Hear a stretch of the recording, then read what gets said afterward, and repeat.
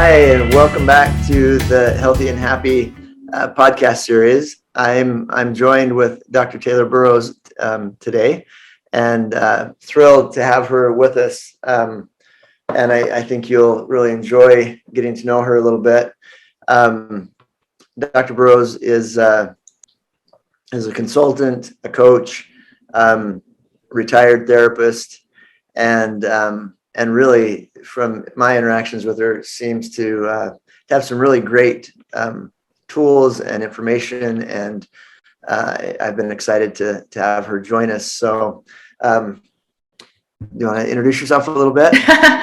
Sure. Well, thanks for having me, Dr. Slade. It sounds like we have a similar background, so it's pretty cool to meet other like-minded professionals who have gone this route.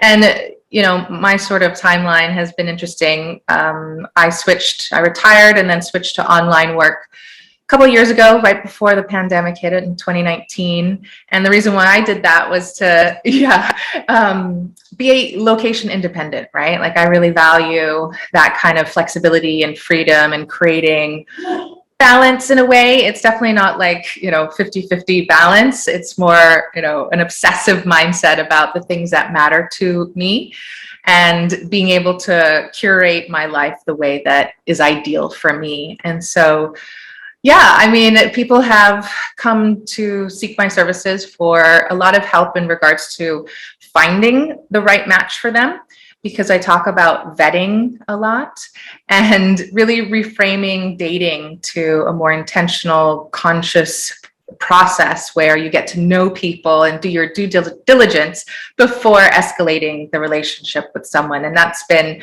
a main focus of my work and what I have kind of put out there in my branding. Super, super important. One of the things that I always say is that we should be really careful getting into a relationship and making sure that that you are doing really good vetting. My oldest daughter is married, been married a couple of years, and we had lots and lots of conversations before she decided to get married about fit and predictable things with each of their personalities. And I think it's really smart to kind of do identify things that are deal breakers for you and things that are musts for you, and go through and say, is this the right, is there anything that disqualifies this person? And then I think it's a lot about fit and we all have strengths and weaknesses, and going in as wide-eyed and informed as possible with, this is the particular bag of challenges or things that are as predictable as possible that I want in my relationship. How did you get going down that niche? Well, when working in marriage therapy, it can be quite frustrating because people don't utilize it as a support in the way that it can really be most helpful, I found. So you would get the Hail Marys, right. A lot of those Hail Mary situations when people are already, their heels are dug in, they refuse to change, they resent each other, and you can do some work. There's definitely some, success stories that I can look back on proudly, but for the professional on the other side of the room, it can be really disheartening and disillusioning to see so much strife. And so I wanted to become more of a prevention-focused professional and really help create the right relationships. And just full transparency with myself, I am divorced. And so I went through the same paradigm shift personally. And I looked at myself and I was like, what the heck? How did someone in my position get here? And I realized that a lot of the formal training that I had did not do enough to help prepare people, including myself. And so I did my own sort of autodidactic research and put together like a paradigm for myself that worked and integrated a lot of these different facets. And then I was able to make it something that I could use with clients. And it's been successful and really exciting. And it makes me much more fulfilled now through my work. Yeah. Yeah. And it is there. Yeah. I mean, I I think it's so much more effective if we can learn how to set. It's so much easier to set a system up well than to try to change it after it's been set up dysfunctionally. And we have so much good information and so much good science on what it takes to have healthy relationships in our lives. And most people don't know about it. Most people don't know how to, how to communicate well, how to interact effectively, how to resolve conflict well, what a healthy sexual relationship looks like. We've got tons of information and people just don't have access to it. And so I really think that preventative side is so powerful. And if you can help, I do these relationship enrichment classes, and the last series that I just went through, we had 2 couples in there that were engaged. And then we had a newlywed couple, and I thought that is that's perfect timing. If you can set these things up well from the get-go, it's super powerful. That's cool. We chatted a little bit, and I think it would be really interesting to kind of delve into. You've developed these 4 stress languages. And a lot of people are familiar with the love languages, and then the same love language folks have developed the 5 apology languages. But I think your stress languages are pretty cool. So can you tell us a little bit about that?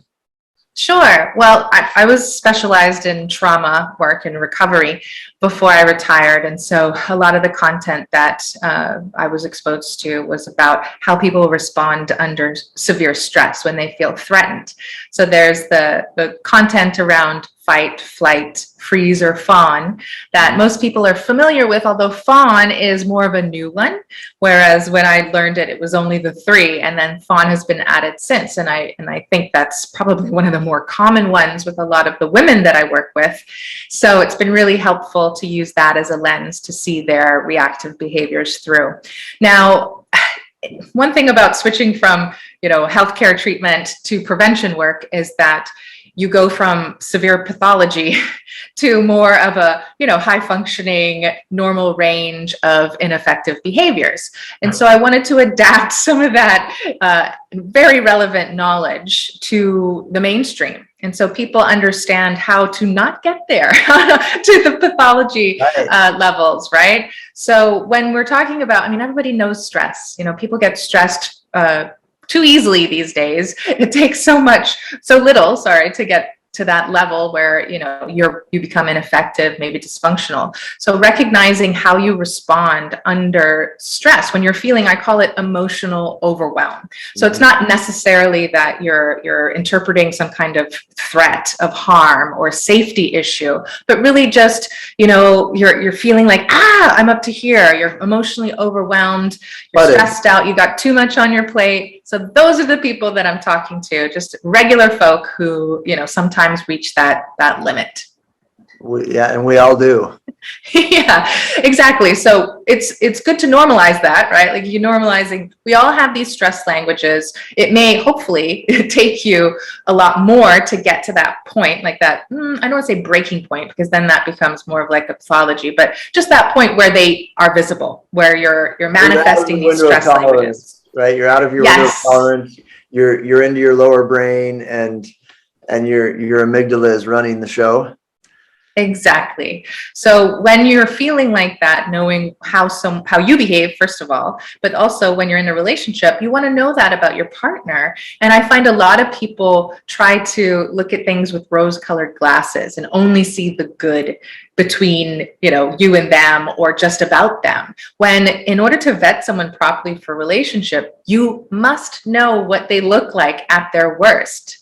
You can't, whitewash that. Like, you really have to take an honest, objective look. And if you can't live with who they are at their worst, you should be very hesitant about proposing and going into marriage with them, because in a life together, you're going to have lots of opportunities to see that surface. Absolutely. Can you say that again? It's a really important point.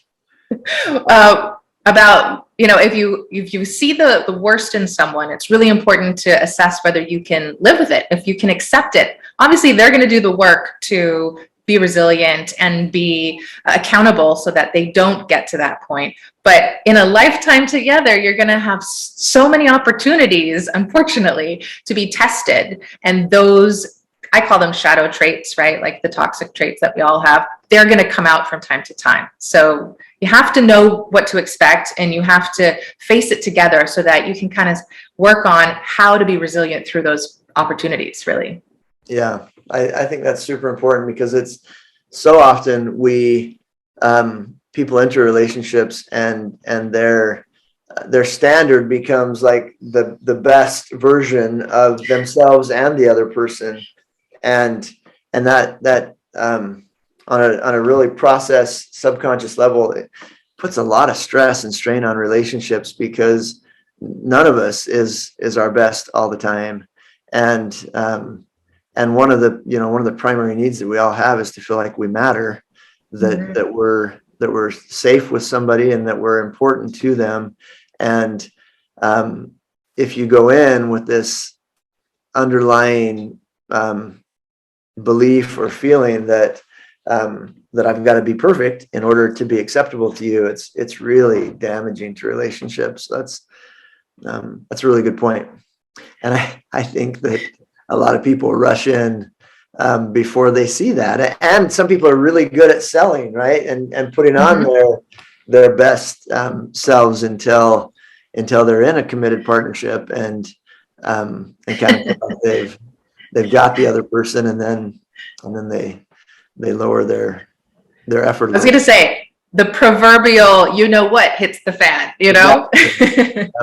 So let me just explain what the four stress languages are, because people may not be familiar with that. Right. So we can fluctuate through any or all of these. We just usually default to a particular one or two. Generally, it depends on like who we're dealing with or what we're dealing with. But so it's not something that is just a fixed go-to. Like it is dependent on context. But the one is fight, right? Like that's when you are more defensive, you get more aggressive. Now that can be mild, moderate, or more severe, right? And you want to be very careful that that line of decency does not get crossed, because that would be a deal breaker, non-negotiable, if someone goes into that abusive realm where they're throwing things, punching holes in walls, kicking, breaking things, saying derogatory, abusive statements, being controlling, anything like that. I'm not talking about that generally, but we want to be mindful of that threshold. Yeah. Good. So fighting can oftentimes, more in a regular sense, just be that real defensiveness. Like your first sort of instinct is to come back with something or try to be right, have your way, and be more aggressive, but not, I don't mean that in a physically. Right, not abusive, but aggressive. Right. More aggressive, and maybe just, like trying to dominate the situation.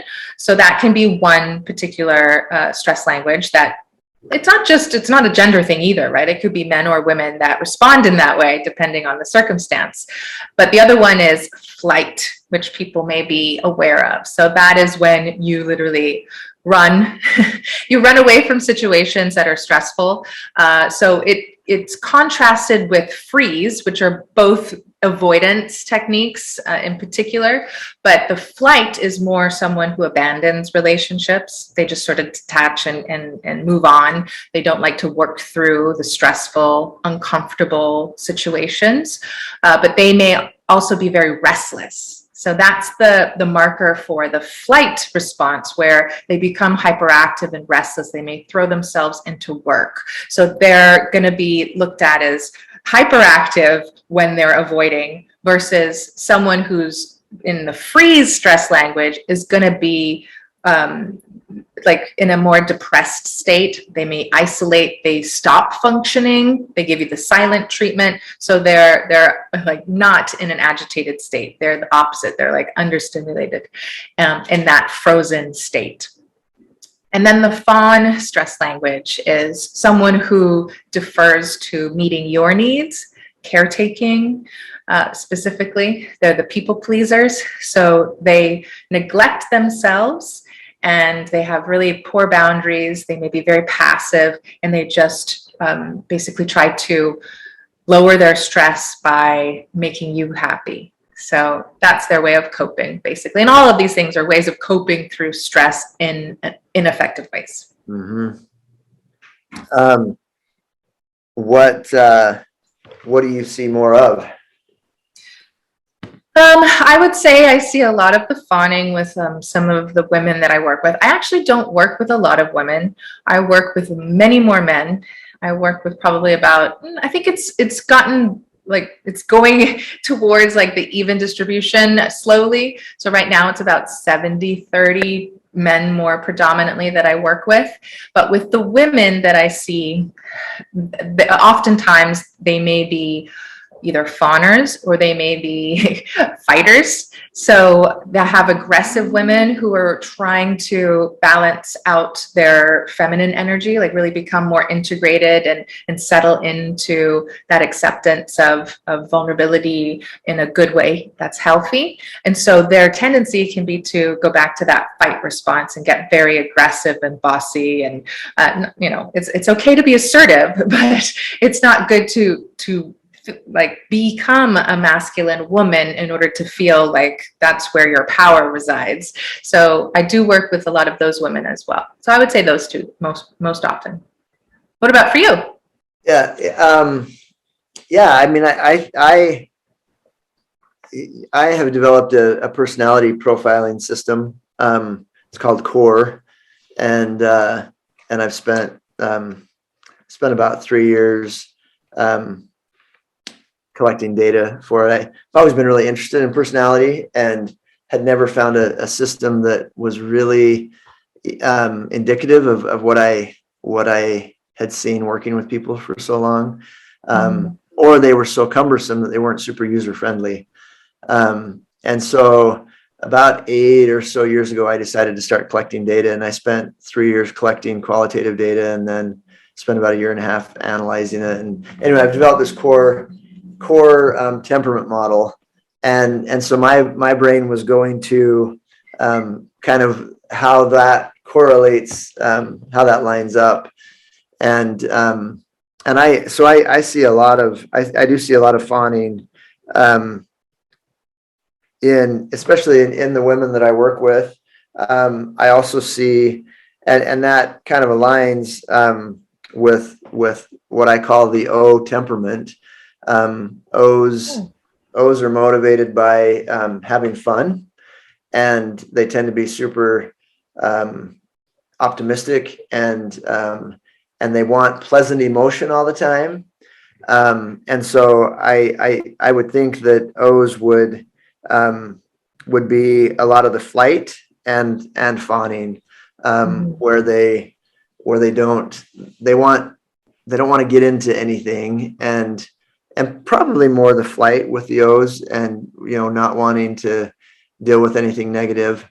And then R's in the core model, the R stands for resolution, and R's are movement makers in our society, and they're really good at getting things done and moving things forward, and their default is to meet resistance with equal or greater resistance, whether they're men or women. And so that really lines up well with the fight, just the initial response of bowling through obstacles that get in the way. Yeah. So that's kind of where my brain went with that. It sounds like you've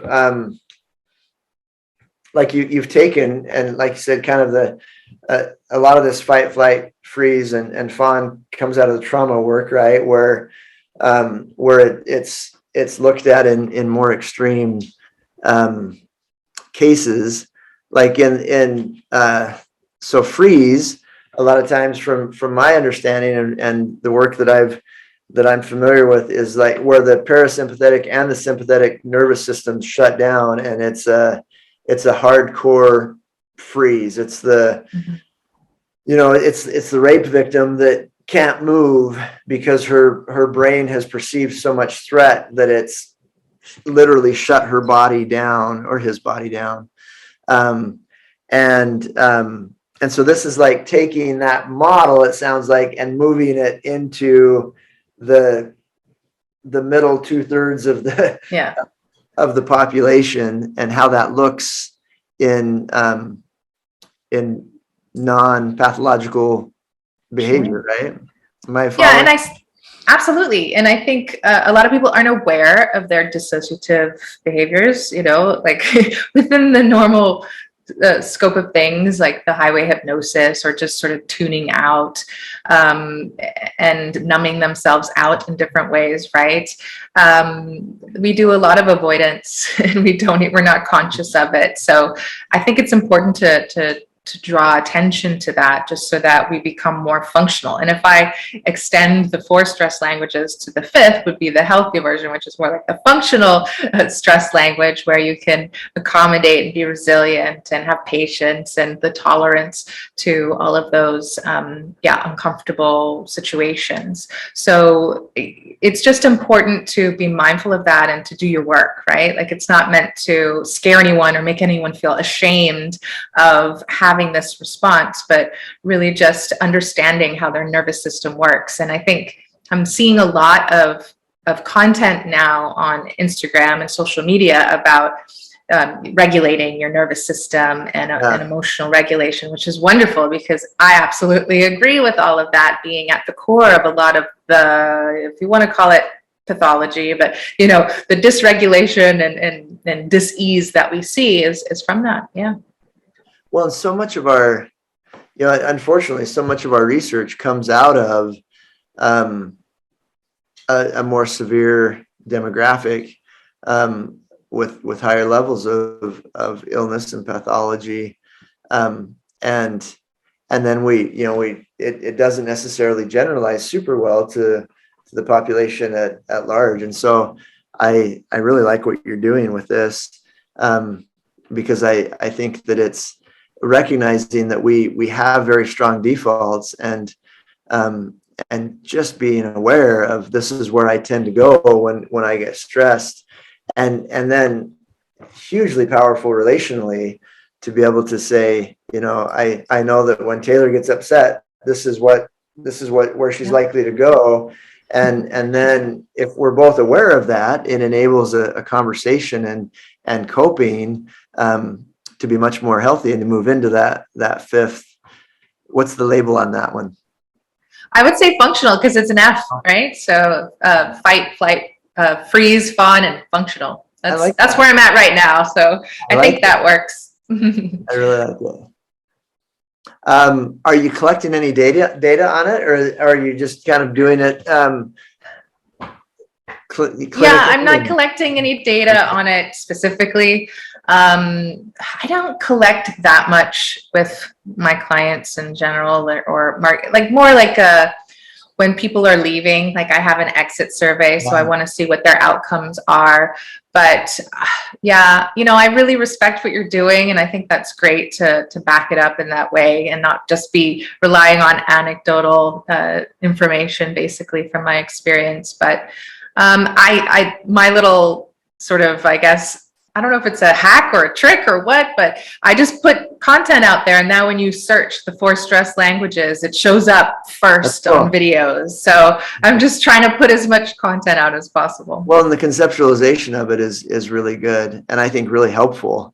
I think one of the problems that we run into a lot with in the self-help literature, and in a lot of the information that's out there, is we tend to really kind of try to do a one size fits all, and it's hard when you're marketing, or you're trying to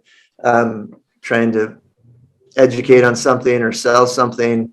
It's hard to really have room for individual variation, and the reality is that there isn't, in most things, there isn't a one size fits all thing. And so I really like the individualization of this, that and as I work with people trying to help them learn how to resolve conflict well, I think this would be a really useful conceptualization to incorporate into some of my work. It's been helpful for a lot of the couples that I'm working with. And one thing I didn't mention, or I just sort of bypassed, was even with the men, like the fawning happens a lot with my male clients as well, because a lot of the work that I'm doing is in integration. And so the men also start working with me in a very feminized state, and trying to connect and integrate with their masculinity in a way that it works for them. And so they may respond to a lot of things with that, not just people pleasing, but I've also delved into talking about male neuroticism, like how it shows up, because a lot of times we talk about neuroses as being more of a female behavior, right? Whereas I'm seeing a lot of it with men in different ways, both in introverted ways, like in extroverted ways. And so knowing that men can often be very self-conscious and overthinking things, be insecure, experience anxiety. And so that is usually correlated anecdotally with the fawning response. It makes a lot of sense to me. And that, so the C in core stands for comfort and connection. And I like and C's are motivated. What I'm really driven, what really drives core, and what I'm really interested in is the underlying reasons of why we do the things that we do. And C's do most of what they do trying to establish and maintain comfort in their lives.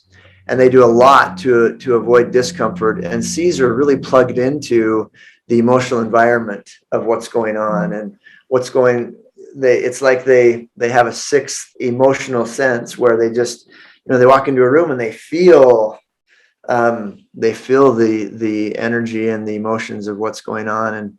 And because they're so bothered, I don't know what the right word is, because they're so bothered by discomfort and feeling uncomfortable, it's easy for C's. In fact, the session that I had just before you and I got on this podcast was with a C who was talking about that. It's really easy for them to go into trying to manage everybody else. And they're trying to manage themselves frequently by managing everybody around them. And if I can make everybody else comfortable, then maybe I'll feel comfortable. And that's what it sounds like you're plugging into there is really this putting everybody else's needs before and trying to make sure that everybody's comfortable so that I can feel comfortable. And I would expect there to be a really high correlation between fawners and C's in the core model. Mm-hmm. Yes, I love this. We're coming up with a framework for a new dissertation where we can, work with both of these models in conjunction. Right. It's awesome. Very interesting stuff. And when people are trying to control the outcome by, controlling other people, it's kind of inverted because it's so much easier to just be flexible and change yourself. So it's a lot of energy expended and stress that they have to experience that is unnecessary. And so I'm sure you have to reframe that with them when you're working with the C's. Yeah, it is. It's and the healthier we become, the easier it is to stay organized emotionally and stay in our frontal lobes, in our upper brains, and be able to react in functional ways and healthy ways, rather than dipping into some of those default reactions that we get into. I also think that there's a lot of applicability to this to parenting, because if you can help your kids understand the way that their default ways for managing stress, and then and help move them toward being more functional in that's super powerful as well. Yeah, and a lot of people will ask me, how can I reveal this when it's in the early stages of vetting, right? And I encourage people, you're not trying to manipulate the person or contrive some kind of stressful event. life is stressful enough if we haven't learned that the past couple of years. But, go out and do things together that are not run of the mill, like, dinners and drinks or whatever. You really want to be able to live your life, like whatever your ideal lifestyle is, and then invite someone along to the things that you already have established in your life. Even if it's just, if health is a main like core value for you and you're conscious about your diet and your fitness or whatever, like it doesn't have to be like hardcore extreme activity, but I've had a lot of my gentlemen have luck with like street like markets, like farmers markets and stuff like that. So there's interaction, there's movement, you get to see what they're drawn to, how they interact with other people. There's the social element. So just thinking about it from that perspective, and obviously traveling together once you get a little bit further along can be really helpful. And meeting the parents, meeting family, meeting friends. Like those are situations that sometimes people shy away from, but you can reveal so much about a person by doing that. And instead of seeing it as like a forced commitment, like it's a step towards something serious, if you look at it like it's a vetting opportunity, you want to invite those into your life, right? Right. Yeah. You want to assess and gather as much data as you can. Mm-hmm. That's really cool. Are you how much do you use this as you intervene with people?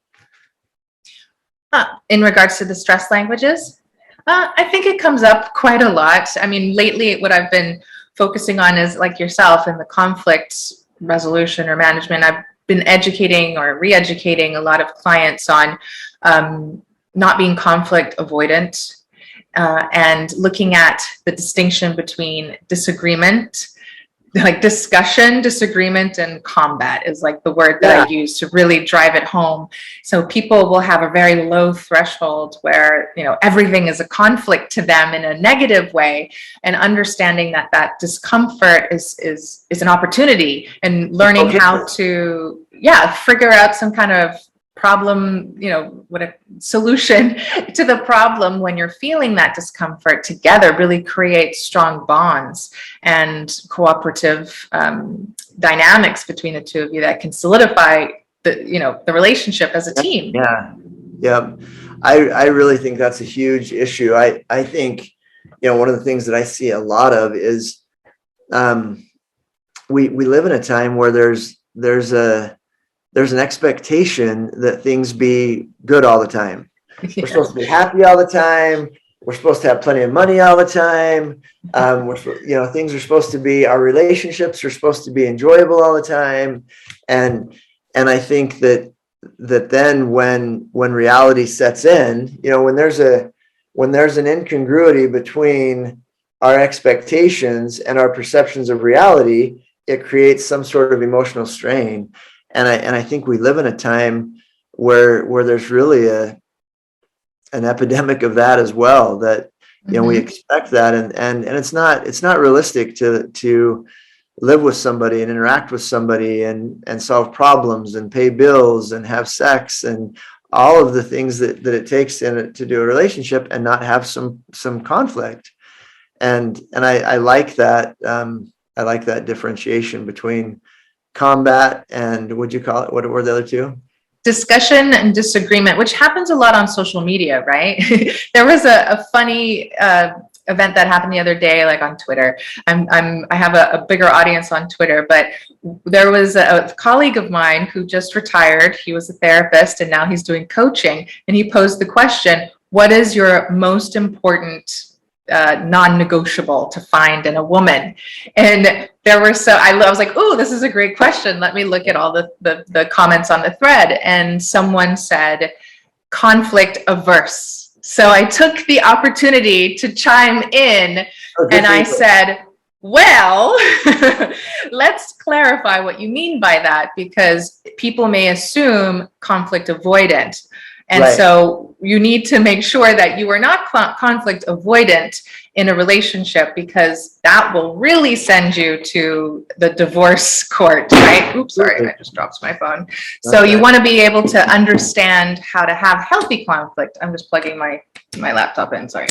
Okay, so what he meant was the right thing, but people don't understand the difference between averse and avoidant. But ultimately, aversion to something really also leads to an avoidant behavior on the other side of it. So I still think it's a nuance that you have to be careful with. But ultimately, people commented on what I said as a perfect example of a conflictual woman you want to avoid.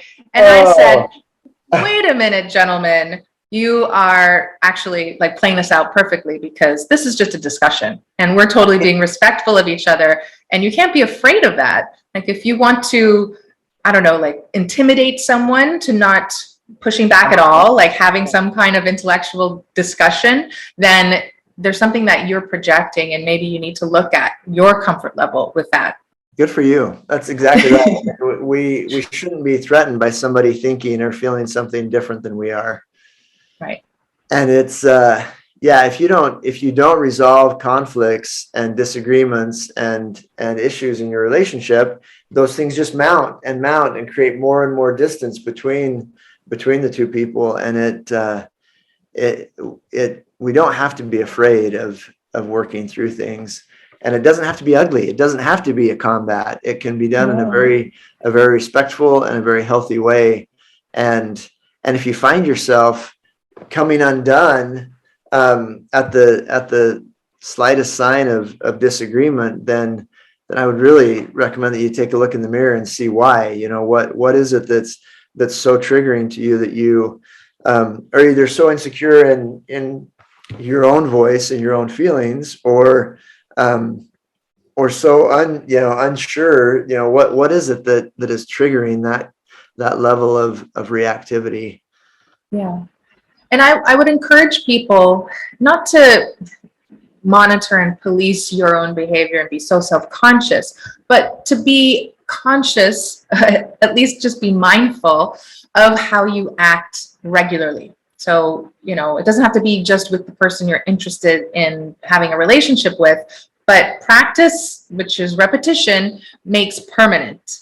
And it creates the habit, right, of a thing. So if you're going to react like that on social media, to your friends, to people that you interact with, like when you're out at the restaurant or whatever, in that way, it's going to embed that behavior. I learned that from sports. I was an athlete, a national athlete in my country. And the coach always said, practice makes permanent, not perfect. Love that. I love that. And neurologically, that's exactly what happens. Neurons that fire together wire together, and the more, literally, it's so cool to see this in the brain. Literally, the more neurons fire together, those pathways get thicker and thicker and thicker, and they become, our brains are all about efficiency. They become the default paths, the default map that we follow. And so, yeah, I really like that. I'm going to steal that. I like yours too. The alliteration works for me. That's really, really good. Well, Taylor, Dr. Burroughs, I really appreciate your time. It's been really fun to visit with you. And I encourage all of you, your I don't know if you call it a handle, your Instagram, whatever. What's your website? It's at Taylor Burroughs. So I can give you some of the links if anyone wants to connect with me online, whether it's Instagram or Twitter. I don't do everything. I just do mostly YouTube, Twitter, and Instagram. And yeah, I'd be happy to have more of a bridge between our work, because it sounds like it really does overlay quite nicely. And I appreciate this conversation too. It's been wonderful. Yeah, it's really fun to find like-minded people and also, complementary kind of work. And I applaud the work that you're doing. I don't think that there are, frankly, I don't think that there are enough people that are working on the preventative side of things and really trying to help educate and help people know how to be healthy. And it's so much easier to intervene before something's a big problem. And if you think about prevention and intervention, there are tools and skills and information and knowledge that are in both those camps. But I don't think we do enough on the preventative side. So we'll make sure there are links to Dr. Burroughs' stuff and I hope you've enjoyed this podcast and our visit together as much as I have. So we'll see you next time on the Healthy and Happy Podcast.